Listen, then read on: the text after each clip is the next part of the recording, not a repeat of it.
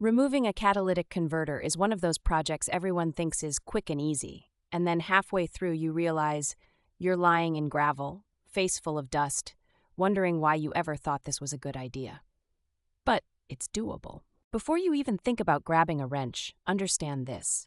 Tampering with emissions systems is illegal in most places, including all of Oregon.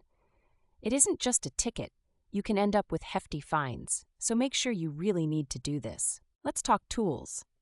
You'll need a sturdy jack and jack stands. This is not a job where you trust the $15 scissor jack in your trunk. People have actually died that way. Impact wrench, socket set, WD-40, this arsenal is your friend here. Safety first, and I mean it. Gloves, safety goggles, and an old long-sleeve shirt will protect you from rust, sharp edges, and the mysterious crud that falls directly into your eye the moment you look up. I learned that the hard way. First major step, jack up your car on a flat surface. Wheel chocks go behind the rear tires. Double-check those jack stands. If you're under the car and it slips, it's lights out for your DIY career, and that is not worth it for a rusty pipe. Now, find the catalytic converter under your car. It's usually a big roundish metal piece in the middle of the exhaust line, sometimes looking like a steel football.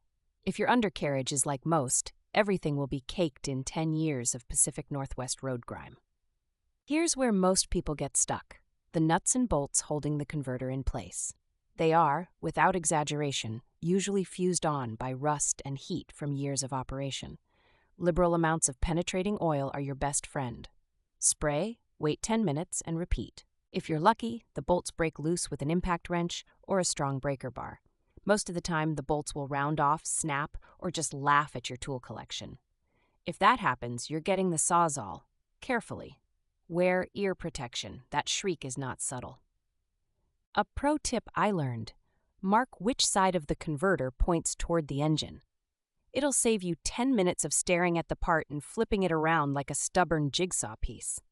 Seriously, they almost always go back in the wrong direction unless marked. With the bolts out or ends cut, you can wiggle the converter free. It's going to feel like detaching something surgically attached to your car. Don't yank the O2 sensors if present. Unclip and unscrew them gently, or they break, and now your check engine light is never leaving. Once the old converter is out, this is the moment to pause and inspect. Is the new one actually the same size? Countless DIYers, myself included, get the wrong part and only realize when everything is covered in rust flakes. Double check before reassembly.